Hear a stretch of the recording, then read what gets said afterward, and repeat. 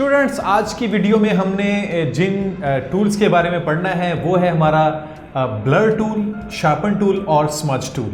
ये बहुत छोटे छोटे टूल्स हैं, बहुत वाइब्रेंट और बहुत विजिबल इनका इफेक्ट नहीं होता, बट किसी भी पिक्चर की फाइनल प्रोफेशनल फिनिशिंग में इनका बहुत इंपॉर्टेंट रोल होता है।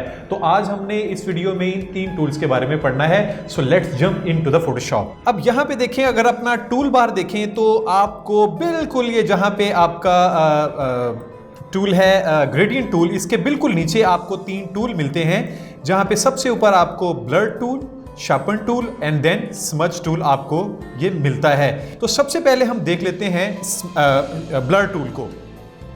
जैसा कि नाम से ही जाहिर है कि ब्लर टूल क्या करेगा, ऑब्वियसली ब्लर टूल आपकी पिक्चर को थोड़ा ब्लर कर देगा, उसमें थोड़ा जो शार्पनेस है उसको कम करके इसको थोड़ा स्मूथ ब्लरी एक इफेक्ट दे देगा।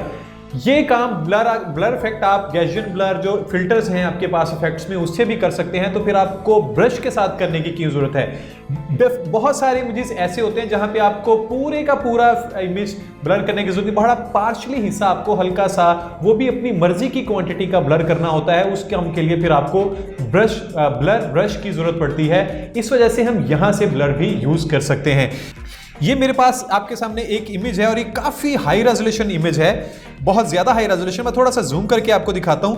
देखिए काफी ज्यादा डिटेल है इसके फोरहेड पे और बहुत ज्यादा मुझे लग रहा है थोड़ी शार्प हुई हुई है, और इसके जो पिक्सल हैं वो थोड़ा नॉइजी फील हो रहे हैं, मुझे थोड़ी नॉइज फेस पे आ रही है। तो इस काम के लिए अगर मैं ब्लर टूल अपना इस्तेमाल करूंगा तो वो बहुत बेहतर रहेगा। लेकिन मेरी आप तमाम स्टूडेंट्स को ये हमेशा एडवाइस होती है कि जब भी आप कोई इस तरह का टूल या आप रीटचिंग वाला कोई काम कर रहे हो तो हमेशा अपने ओरिजिनल लेयर को सेफ रखने के लिए आप एक नई लेयर ले लिया करें, ताकि जो भी आपका काम हो वो आपका अलग से लेयर में सेव हो, ताकि वो बाद में आप उसको मॉडिफाई और अपनी मर्जी से थोड़ा कम या ज्यादा भी कर सकते हैं। तो मैं सबसे पहले एक खाली नई एम्प्टी एक नई लेयर यहां से ले रहा हूं। यहां पे अगर आप ब्रश टूल देखें तो ये बिल्कुल जिस तरह मेरा ब्रश टूल है, एक राउंड सर्कल में मेरे पास एक ब्रश है, उसी तरह ब्रैकेट ओपन और क्लोज से मैं इसका साइज कम ज्यादा कर सकता हूं। अगर ये टॉप पे आप प्रॉपर्टी बार देखें तो यहां पे भी आप इसका साइज, यहां से इसका साइज ब्रश का और नीचे इसकी हार्डनेस, और उसके नीचे आप ब्रश भी अपनी मर्जी का यूज कर सकते हैं। लेकिन ब्लर के लिए मुझे नहीं लगता आप ये कोई डिफरेंट इरेगुलर ब्रशेस यूज करेंगे। आप सिंपली सर्कुलर जो फेदरिंग के साथ हैं वही आप यूज करेंगे। तो मैंने यहीं से एक इसका ब्रश टूल लिया और थोड़ी सी इसकी हार्डनेस मैंने बढ़ाई है। अब यहाँ पे आ जाता है कि आप उसको ब्लेंड के साथ इसको करना चाहेंगे। मेरा नहीं ख्याल आपको कभी यहाँ पे जरूरत पड़ेगी। हमेशा मैं अपने स्टूडेंट्स को कहता हूँ कि जब भी आपने कोई चीज़ ब्लेंडिंग में जाना हो तो आप सेम लेयर पे ना रहा करें। इनफैक्ट ये सेम लेयर पे भी आपको रिजल्ट दे देगा, लेकिन सेम लेयर पे काम करने के लिए आपको बहुत कैलकुलेटेड उस पर काम करना पड़ेगा। जरा से भी गलत हो जाए तो बाद में उसकी एडिटिंग और उसकी मॉडिफिकेशन बहुत मुश्किल हो जाती है। तो आपने जब भी ब्लेंडिंग का कोई काम करना हो तो आप एक नई लेयर लिया करें, और नई लेयर पे जब आप कोई काम करते हैं देन आप उसको अपनी मर्जी से ब्लेंड कर सकते हैं। उसकी क्वांटिटी, उसकी ओपेसिटी और उसका फ्लो एडजस्ट कर सकते हैं, और डिफरेंट उसमें मॉडिफिकेशन बड़ी इजीली कर सकते हैं। इन केस आपको नहीं भी चाहिए हो तो आप सिंपली लेयर भी हाइड भी कर सकते हैं। तो यहां पे उसके बाद आ जाता है आपका यहाँ पे स्ट्रेंथ है कि आपका ब्रश कितनी हार्डनेस और कितनी पावर के साथ, उसकी इंटेंसिटी ब्रश की कितनी होगी, यहाँ पे हम उसकी स्ट्रेंथ को भी कंट्रोल कर सकते हैं। अगर मेरी स्ट्रेंथ 100% होगी तो वो बहुत ज़्यादा उस पर उसका इफेक्ट अप्लाई हो जाएगा, लेकिन अगर मेरी स्ट्रेंथ कम होगी तो वो स्मूथली और ग्रेजुअली उस पर अपना इफेक्ट ब्लर का वो आएगा। तो नॉर्मली जो बाय डिफॉल्ट भी होता है वो 50 होता है। मैं भी 50, या अगर बहुत ही कोई काम करना हो समटाइम तो अपने इमेजेस के लिए मैं 20 से ज़्यादा नहीं रखता अगर मैंने कुछ ब्लर करना हो, ताकि ग्रेजुअली मैं उस पर आहिस्ता आहिस्ता उसका इफेक्ट देख के फिर उस पर अप्लाई करता हूं। तो मैं आपको एडवाइस करूंगा आप यहां पे इसको 50 कर ले। मैंने यहां पे इसको 50 कर दिया है। तो जब भी आपने कोई नई लेयर लेनी है, उसके ऊपर काम करना है, ओरिजिनल इमेज पे काम नहीं करना, तो आपने यहां पे सैंपल ऑल लेयर्स को चेक रखना है। आगे एक ऑप्शन है, ये हर वीडियो में बता के, वैसे मैं अब तो खुद इरिटेट हो गया हूं कि ये आपका सिर्फ तब काम करेगा, आपका माउस के साथ भी काम कर देगा, लेकिन ये जब एयर ब्रश होता है ये तब आप काम करते हैं जब आप ग्राफिक टैबलेट पे काम कर रहे होते हैं। इसको प्रेस रखने से फिर वो उसका इंपैक्ट फैलता है। तो वो जब आपके पास टैबलेट होता है और उसके ऊपर अब जब आप पेन के थ्रू थोड़ा प्रेशर देते हैं तो वो उसका इंपैक्ट फैलता है। ये ग्राफिक टैबलेट पे बहुत अच्छा काम करता है। अब ये देखिए मैंने एक नई लेयर ले ली है और यहां पे मैंने इसकी रख ली है स्ट्रेंथ 50 और मेरा टूल है ब्लर टूल। अब ये क्या करेगा, ये देखिए मुझे लग रहा है फोरहेड पे अगर आप इमेज मेरा गौर से देखें तो ये काफी ज्यादा मुझे शार्प और नॉइजी लग रहा है, मुझे ये ठीक नहीं लग रहा, मैं इसको थोड़ा बेहतर करना चाह रहा हूं। तो मैं क्या करूंगा, अपने ब्रश साइज को देखें मैंने उस तरह करके ब्रश के हिसाब से किया और उसके ऊपर ये देखें मैं ये पेंट कर रहा हूं। अब जब तक आपने माउस को होल्ड रखा हुआ है ये एक ही दफा ये पेंट करेगा, ये ज्यादा पेंट नहीं करेगा। अगर आप माउस को छोड़ के दोबारा पेंट करेंगे तो फिर ये अगला पेंट करना शुरू कर देगा। अभी आपके सामने ये देखिए मैं सिर्फ फोरहेड पे इसको पेंट कर रहा हूं, तो आपको बाद में इसका मैं इंपैक्ट दिखाता हूं कि पूरे एक मतलब एक विजिबल चेंज आ जाएगा आपके सामने।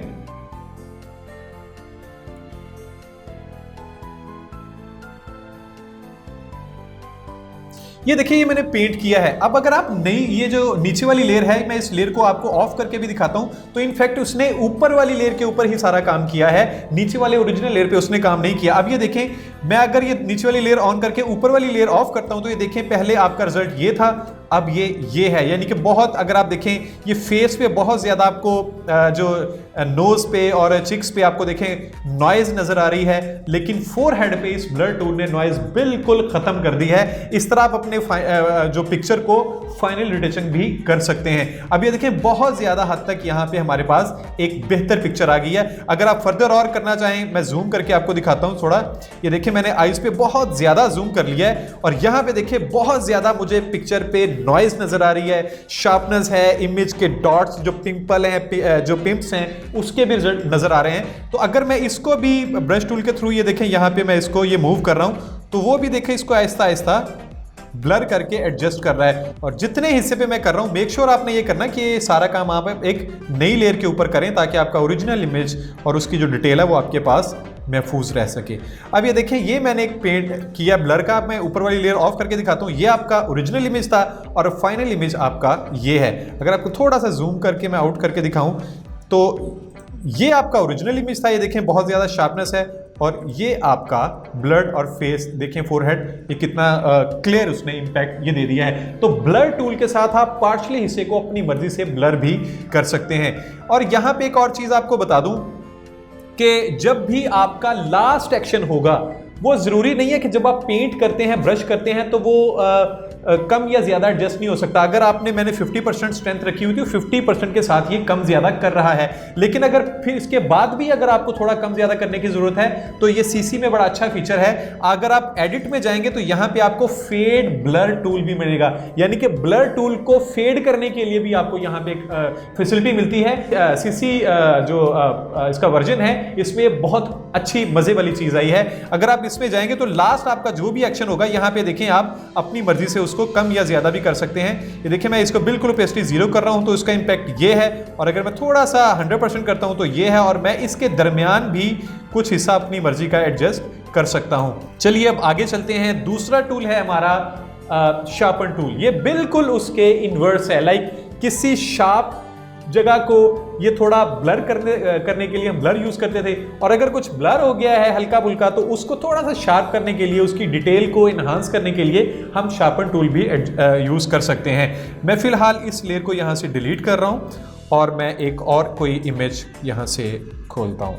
लाइक मैंने यहाँ पे ये देखें एक इमेज मैंने ये रखा है, मुझे लग रहा है कि इसके जो फेस है वो कुछ ज़्यादा ब्लर हो गया है, या मैं इस तरह का इम्पैक्ट नहीं देना चाह रहा हूँ। मैं चाह रहा हूँ कि जो इसके बाल हैं थोड़े शार्प होने चाहिए थे, या और फेस थोड़ा सा शार्प होना चाहिए था।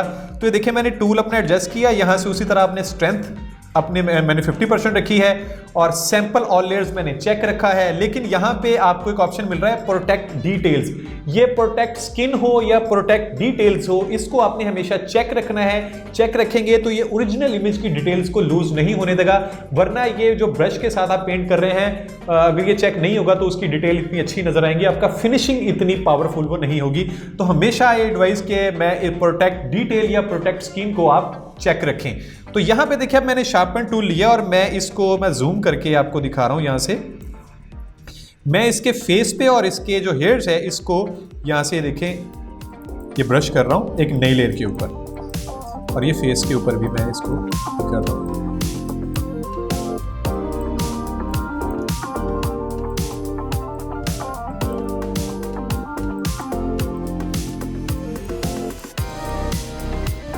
अगर आप देखिए गौर से तो बालों में अब बहुत ज़्यादा डिटेल आना शुरू हो गई है, शार्पनेस आना शुरू हो गई है।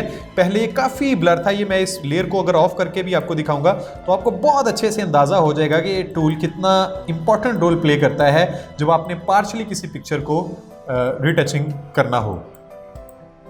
अब ये देखिए, अगर मैं नीचे वाली लेयर ऑफ करके आपको दिखाऊं तो ये वाला वो हिस्सा उसने शार्प करके एडजस्ट कर दिया है। यहाँ पे मैं अगेन इसके जो हिस्सा मेरा रह गया मैं इसको थोड़ा एडजस्ट कर रहा हूँ। अब अगर मैं इसको जूम करके आपको दिखाऊं, ये मेरा इमेज था। अगर मैं ऊपर से ऑफ करूं तो ये मेरा ब्लरी, देखें कि काफ़ी ब्लर इमेज था और ये मेरा एक शार्पन डिटेल के साथ इमेज है। तो ये वाला इम्पैक्ट ये देखें, अब ये काफ़ी शार्प हो गई है पिक्चर, बहुत प्रोमिनेंट हो गई है, बैकग्राउंड से थोड़ा निकल आई है। बैकग्राउंड से पहले मर्ज हुई थी, बैकग्राउंड के अंदर ब्लरी थी, लेकिन अभी देखें फेस काफ़ी ज़्यादा ब्राइट हो गया है। अगर मैं इस लेयर को ऑफ करूं तो आप देख रहे हैं कि फेस उसमें थोड़ा, पूरी इमेज थोड़ी ब्लरी आपको ये मिल रही है। तो इस तरह आप अपना शार्पन टूल को भी यूज़ कर सकते हैं। चलिए अब आगे चलते हैं। आगे हमारे पास एक टूल आ जाता है, उसका नाम है स्मज टूल। अब ये स्मज क्या करेगा?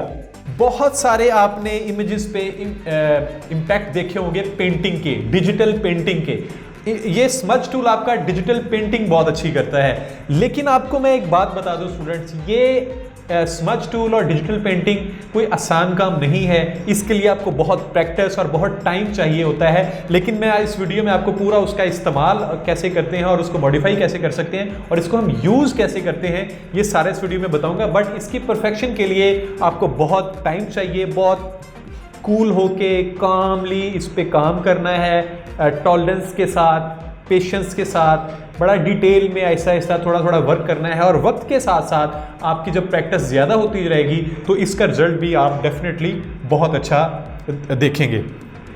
तो मैं एक और इमेज खोलता हूँ। लाइक मैंने यहाँ से ये एक इमेज खोला, एक काफ़ी हाई रेजोल्यूशन इमेज है। देखिए, जितना ज़्यादा हाई रेजोल्यूशन इमेज होगा, ये ब्लर टूल का, शार्पन टूल का और स्मज टूल का इम्पैक्ट थोड़ा कम होगा। आप वैसे अगर प्रिंटिंग के लिए नहीं करना, सोशल मीडिया या डिजिटल इसकी प्रीव्यू आपने लेना है तो आप इसको छोटा भी कर लेंगे तो काफ़ी बेहतर है। ये मेरा इमेज काफ़ी बड़ा है। अगर मैं आपको इमेज साइज़ में जाके यहाँ से बताऊँ तो ये तकरीबन 4000 पिक्सल बाय 6000 पिक्सल बनता है, यानी कि 141 सेंटीमीटर इसकी विड्थ है और 211 सेंटीमीटर इसकी विड्थ है। तो मैं अगर इसको कम करके 40% कर दूं तो ये देखिए मेरा 1000 बाई 1700 पिक्सल का ये इमेज बन गया। मैं इसको कम कर रहा हूँ, ये अभी भी काफ़ी बेहतर है। ये देखें इमेज मेरा सोशल मीडिया के लिए काफ़ी है। लेकिन अगर आपने प्रिंट करना है तो ऑब्वियसली मैं आपको एडवाइस करूँगा कि आप हाई रेजोल्यूशन इमेज पे ही काम करें। अब ये स्मज टूल करेगा क्या? ये देखें, मैं जैसे ही स्मज टूल यहाँ पे करता हूँ तो पहले तो आप उसकी टॉप प्रॉपर्टीज देख लें। अगेन यहाँ पे आपको उसका ब्रश साइज और हार्डनेस मिलती है। देन आपके पास उसका मूड मिलता है। ये मैं कभी भी आपको एडवाइस नहीं करता हूँ, लेकिन कर भी सकते हैं आप। उसके बाद स्ट्रेंथ आ जाती है, आप अपनी स्ट्रेंथ कितनी रखना चाहें वो रख लें। और सैंपल ऑल लेयर करना चाहें तो सैंपल ऑल लेयर भी आप यहाँ से चेक कर सकते हैं। आगे है फिंगर पेंटिंग। ये फिलहाल मैं इसको ऑफ कर रहा हूँ, बाद में इसके मैं थोड़ी देर बाद आपको बताऊंगा कि फिंगर पेंटिंग करेगी क्या। अभी मैं फिलहाल इसको अनचेक कर रहा हूं और आगे आपके पास उसी तरह वो एयर ब्रश मिलता है जो मैंने बताया, ये ग्राफिक टैबलेट पे काम करता है।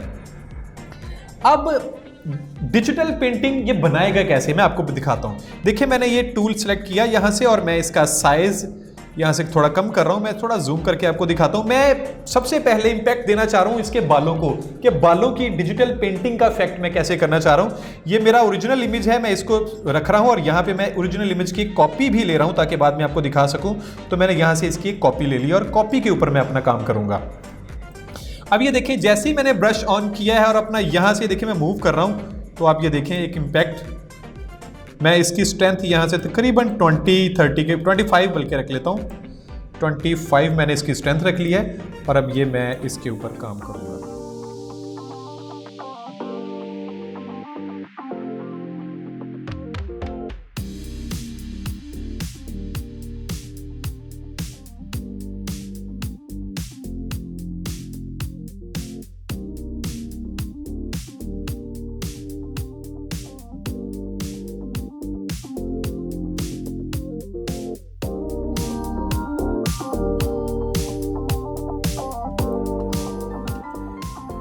जहाँ पे ज़रूरत हो अपना ब्रश कम या ज़्यादा भी आप कर सकते हैं।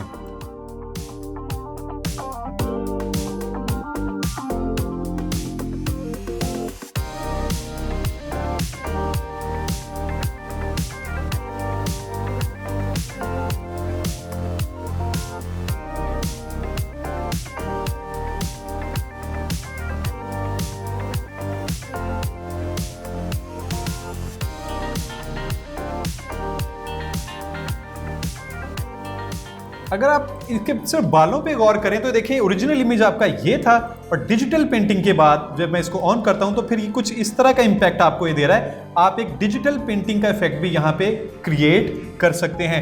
तो इस तरह करके अब आपको लग रहा होगा कि ये आपकी पूरी पिक्चर में गौर करें तो आपको एक डिजिटल इंपैक्ट पिक्चर का नजर आ रहा है। अब इसका एक स्मज टूल का और भी बहुत मजेदार काम है। इन केस अगर आपके कुछ शेप्स थोड़े फेस के डिस्टर्ब हो या बॉडी के फेस डिस्टर्ब हो तो ये वो भी ठीक कर देता है। लाइक मैं आपको दिखाता हूं, मुझे लग रहा है वैसे तो ये बहुत खूबसूरत आपको मॉडल लग रही है, मुझे भी काफी अच्छी लग रही है, लेकिन अगर आप इस गौर करें तो मैं फर्ज कर लें इसमें मुझे एक एतराज तो बिल्कुल भी नहीं है, लेकिन मैं एक बात कर रहा हूं, मुझे लग रहा है जो इसके होंठ है ना वो थोड़े ज्यादा खुल गए हैं। मैं थोड़ा सा इसको सेट करना चाह रहा हूं अंदर, तो ये काम मैं बड़े अच्छे से कर सकता हूं। देखिए मैंने ये ब्रश टूल लिया और मैंने इसकी यहां से स्ट्रेंथ थोड़ी सी कम कर ली है और मैंने ब्रश थोड़ा बड़ा रखा है। अगर आप ब्रश थोड़ा बड़ा करके देखिए, मैं इसको हल्का सा इसको अंदर कर रहा हूं तो आप गौर कर रहे होंगे कि इसका फेस मैंने ये देखें थोड़ा सा छोटा कर दिया है। तो ये काम भी आप बड़ा इजीली कर सकते थे। अगर मैं इसको एक नई लेयर लेके मैं फिलहाल इसको रिवर्ट कर रहा हूं, मुझे लग रहा है कि यहां से फेस थोड़ा बाहर ज्यादा निकला हुआ है और जो लिप्स हैं वो थोड़े ज्यादा बाहर हो गए, तो मैं उनको थोड़ा छोटा कर रहा हूं। और आंख अगर मैं थोड़ी बड़ी करना चाह रहा हूं तो वो भी आप स्मज टूल से बहुत अच्छा कर सकते हैं। मैं फिलहाल इसकी एक कॉपी मैंने ले लिया और कॉपी पे काम करके फिर आपको इसका इंपैक्ट दिखाता हूं। ये देखें, आपने थोड़ा सा ब्रश बड़ा रखना है, इसका सेंटर आपने आपके जो टारगेटेड एरिया उससे थोड़ा सा बाहर रखना है। अगर मैं यहां से इसको पकड़ के हल्का सा इसको अंदर कर रहा हूं तो आप ये देखें इसका ये जो फेस के कट्स हैं ये वो भी खराब नहीं करेगा और उसके फेस को थोड़ा सा ये कम भी कर दिया। अब ये देखें ओरिजिनली इस तरह था, मैंने ये रखा है।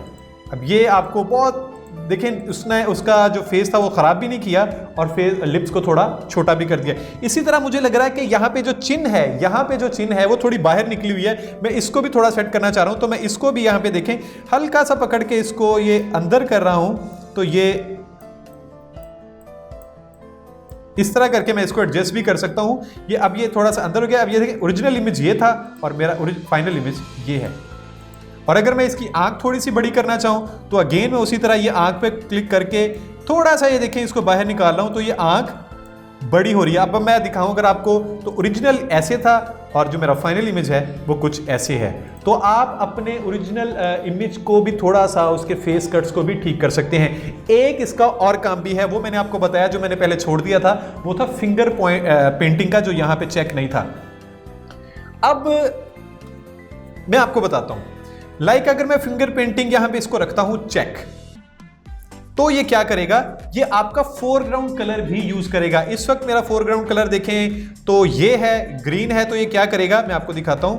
मैंने यहां से ग्रीन चेक किया और स्ट्रेंथ मेरी थोड़ी कम है, मैं थोड़ी सी स्ट्रेंथ ज्यादा कर रहा हूं और फिंगर पेंटिंग मेरी चेक है। अब ये देखें जब मैं यूज कर रहा हूं तो ये उसके ऊपर थोड़ा ग्रीन का इंपैक्ट ये देखें दे रहा है। उस कलर के साथ जो भी आप यूज करेंगे, उस कलर के साथ ये इंपैक्ट बनाना शुरू कर देगा।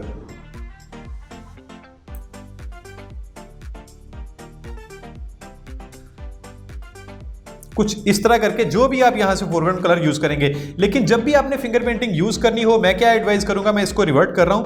आपने जब भी किसी पे डिजिटल पेंटिंग का इंपैक्ट देना है तो यहां से आप कलर पिकर से उस कलर को चेक कर लिया करें, तो फिर आप उसी कलर के अंदर रह के भी आप काम कर सकते हैं। लाइक मैंने यहां से देखें इसको छोटा करके, अब उसी कलर के अंदर ये देखें इंपैक्ट ये आपको दे रहा है। आपका जो फेस है वो जो उसकी जो डिटेल है ओरिजिनल इमेज की, वो ये खराब नहीं कर रहा। जहां पे लगे कि आपका इसका मेजरली कलर दोबारा चेंज हो रहा है, यहीं से आपने दोबारा लेके आप उसको दोबारा भी सिलेक्ट कर सकते हैं। तो इस तरह करके भी आप कोई काम कर सकते हैं।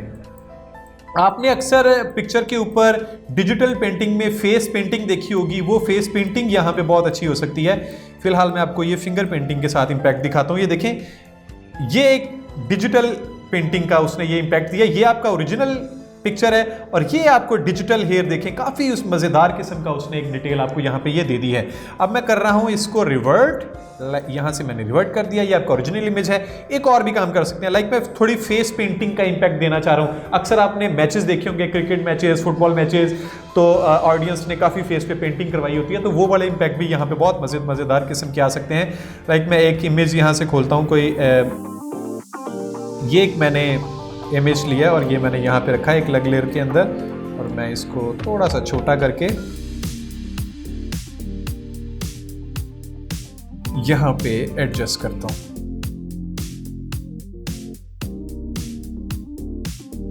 अब मैं यहाँ पे अगर इसको गौर करें तो अब फिंगर पेंटिंग मेरा यहाँ से चेक है।